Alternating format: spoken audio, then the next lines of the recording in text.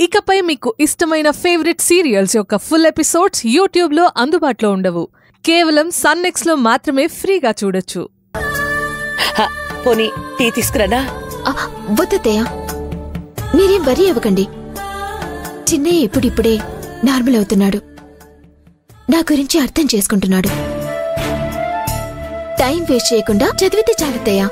Exam బాగా రాయగలన్న confidence నాకుంది. తప్పకుండా బాగా రాస్తావీశ్వరి. నువ్వు ధైర్యంగా ఎగ్జామ్ రాయి చాలు. అత్తయ్య,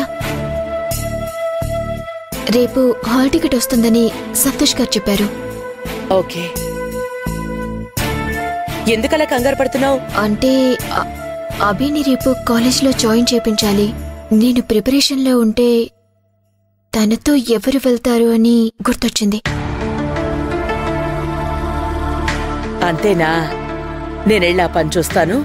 ముందు నువ్వు కాసేపు పడుకో, లేదంటే హెల్త్ పాడవుతుందమ్మా. కొన్ని రోజులు నిద్ర లేనంత మాత్రాన ఏం నష్టం లేదులే అత్తయ్య. మీరు వెళ్ళి నిద్రపోండి ప్లీజ్ అత్తయ్య. కాసేపు చదివి నేనే పడుకుంటాను.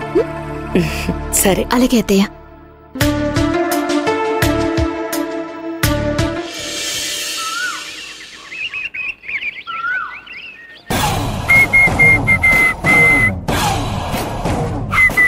సుందరం, ఏంటి సుందరం అంత హుషారుగా ఉన్నా? అదేంటో కొంచెం చెప్తే నేను కూడా సంతోషిస్తాను కదా.